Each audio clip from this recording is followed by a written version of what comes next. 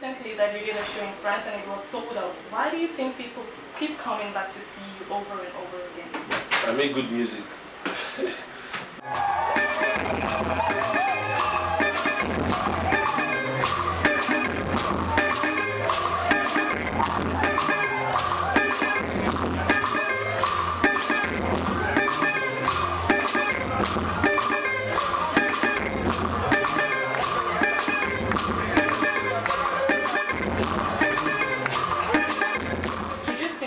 It was phenomenal. I'd like you to give me a sense of how you feel right now. How do you usually feel when you're done with a show like this? Well, you are thinking, well, I have to do this all over again tomorrow. That's how you think, you know. Okay. It's always a good night, you know. Every show has to be the best show. As soon as you come on stage, I start thinking about the next show. Okay, and how do you prepare for such a show? What do you do? Well, I think the best way to do it is to be lazy. Rest all day, don't do much, and then you are like ready for the show, you know, your energy is conserved. Okay. When I was younger, before I do a show, I could still go out, have a drink, then go back for my show, yeah, but not anymore. Now I have to be in one place till show time.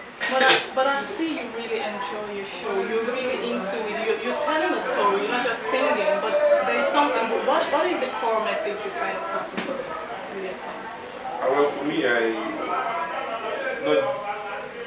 it's not about my song, it's about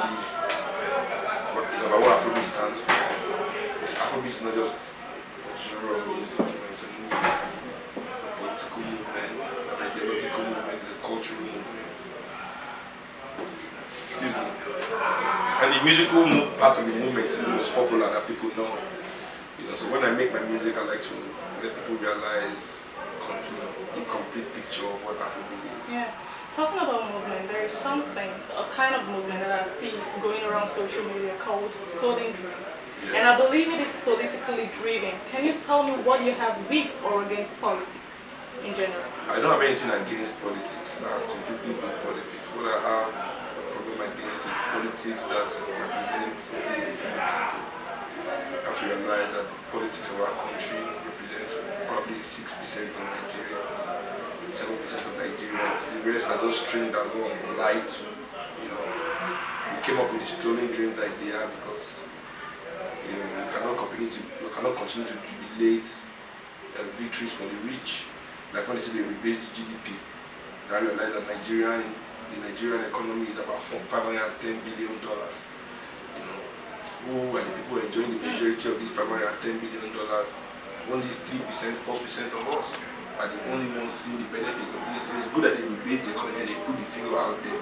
So now that we know why we're not getting more access to this huge, why is that only one person has 10 jets while somebody else cannot even afford a bicycle? I can say anything I want, you know, freedom of speech. I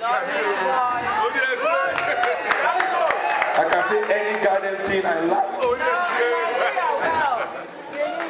Even in Nigeria, where there are animals in power, I still say what I like. So here, you know, you have civilized people who pretend in Europe to be civilized, but come to Africa and behave like madmen. Oh my God! So it's the same. It is the same. Now they have to hear you when they are sleeping. I know your president is sleeping at this time. This is Holland. They have smoked some weed, some good bubblegum kush. By now it's passed out. Trust me, no political anything is happening.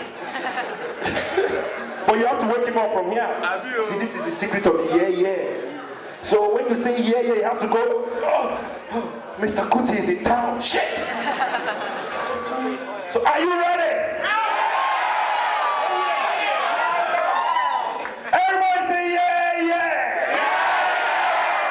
Okay, now he's staring. He's like, is that Kuti?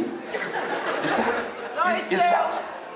So we try again one more time to make sure he knows. Everybody say yeah. What most of our politicians and big men are thieves. Sure, you know, that's just it. You know, they've stolen our dreams to become what they are or whatever they think they are. I mean, look at the amount of people that died for this NIS job in Nigeria. At the stadium. The Nigerian Immigration Service, not only one stadium, about 3 stadiums, there were deaths, you know, from stampede. I mean, if you ask these one of the people that died when he was a young man of maybe 15, 16, even when he was 20. Now, will you take a job at the Nigerian Immigration Service when you grow up? Do you want to be in immigration? You tell you no. I want to be an accountant, I want to be an engineer, I want to be a lawyer, but he was never able to achieve those dreams. So he went to die looking for a job in an immigration service, you know. So this is what stolen dreams is about. It's clear you're very passionate about this, and these are very similar to the issues that your late father, legendary fellow Seun Kuti, also really stood at the forefront for. And how do you think your movement now is going to create an impact? Because in his time it was that way, and in your time it is still the same way. Yeah, but the difference now is that, well, this is an African show. It's good to maybe educate people a bit.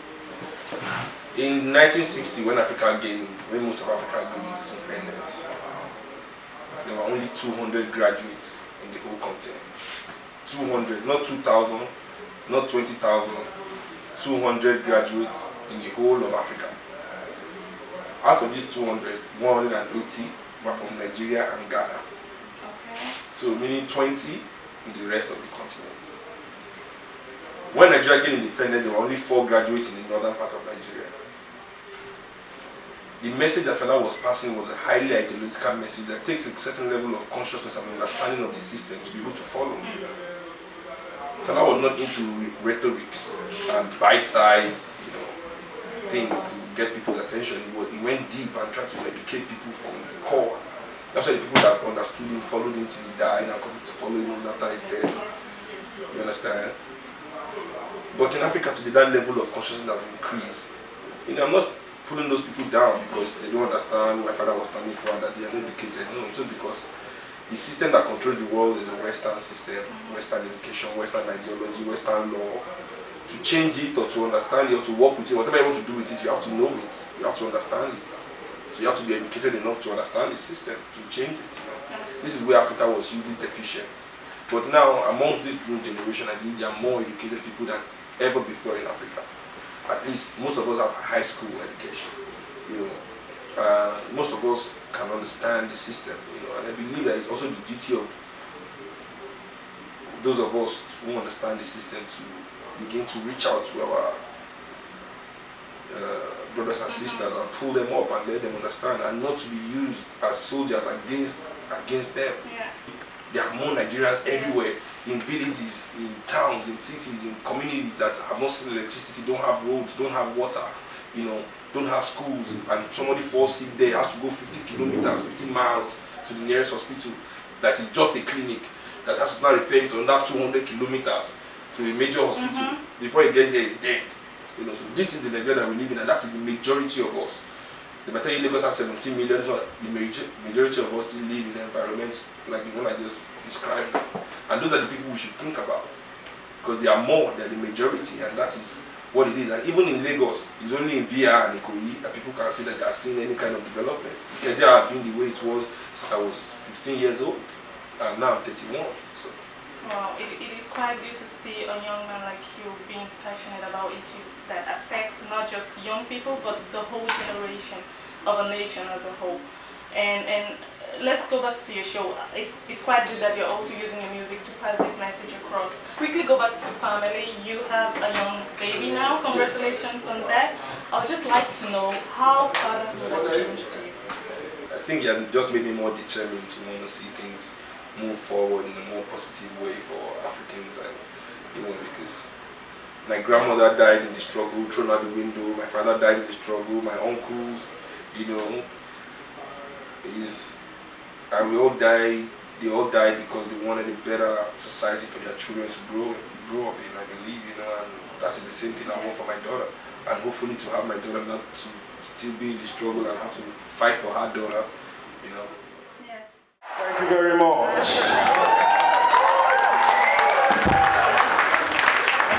Take a look at it. Ah, It's similar to what I have on. it's and nice. It's special from Amsterdam, the Netherlands. Okay. To you. Picture with my souvenir. If I didn't bring my jacket, so I'm